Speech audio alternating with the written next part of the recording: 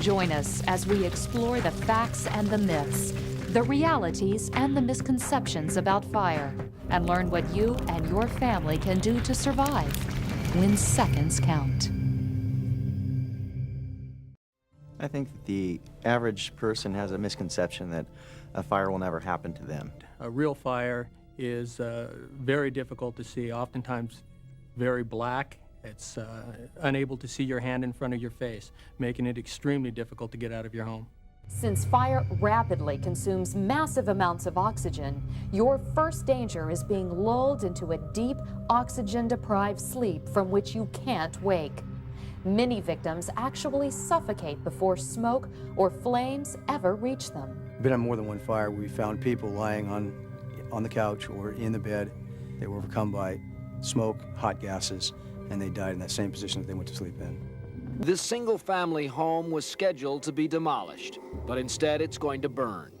15 video cameras have been brought in to record the events, and it begins so slowly, so silently, as if the fire knows to wait until you're asleep. This thing has been smoldering for 15, 20 minutes now. And this smoke is enough here to deaden your senses. I can't believe how much smoke is in there already, and the smoke alarm has not gone off. 30 minutes pass while the ashes continue to smolder. 30 minutes of silence from the smoke detectors. You wake up in those blinding, choking seconds, frantic, and if you really don't know what to do, most cases you're going to become a statistic.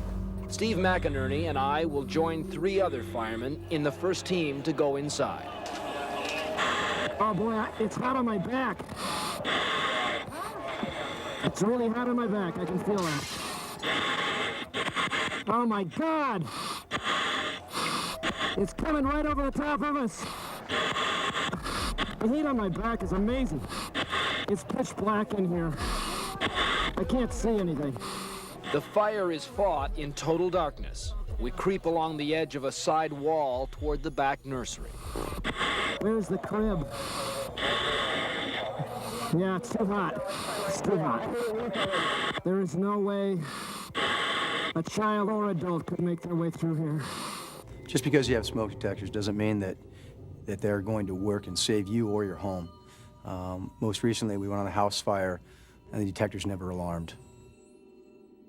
There are different types of detectors available. The most common in homes is the ionization detector. It works like this. Ions flow between 2 metal plates. When smoke particles enter the chamber, the flow is interrupted and the alarm is triggered. If you burn toast in your kitchen and your smoke alarm goes off, you would probably conclude that it would function adequately in any kind of fire. Well, think again. Burning toast and kitchen smoke usually produce lots of small particles, just the right combination to block the flow of ions. But the smoke particles produced by, say, a burning sofa could have a larger charge, are fewer in number, and often don't interrupt the flow of ions. The result? Your alarm might not sound, and you and your family may not be protected. Tim DeDeer, today an arson investigator and fire protection specialist, performed the risk analysis research when he was a graduate student at Texas University. Tests showed a big quality difference in between the ionization and the optical detector, and it was a big shock to everyone. Well, there's a misconception out there that a lot of people think they have the proper protection or enough protection, and the truth is, most of us don't have enough protection, and we need more. The tests found that over time, these types of detectors have a 55.8% probability of failure in a smoldering fire. The smoke detector actually never did go off, it melted. Actually, we were standing outside watching the house burn, and we heard the fire alarms, the smoke alarms finally start beeping when we were outside. They did not go off while we were in the house. Just about a month before the fire actually happened, the fire department had been out testing smoke detectors in the area and had just put brand new batteries and tested my smoke detector.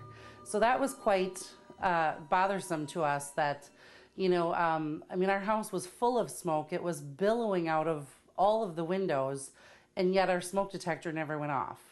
My house was at the time a 4-year-old brand new home with 7 smoke detectors.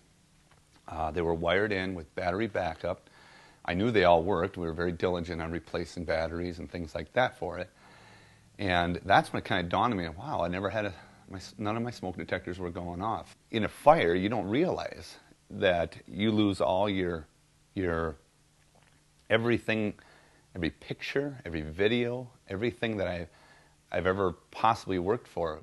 You know, you always think you got time, but I mean, it went real as fast. I've never seen anything go so fast. It just takes a matter of seconds because a fire can wipe you out, and it wiped us out.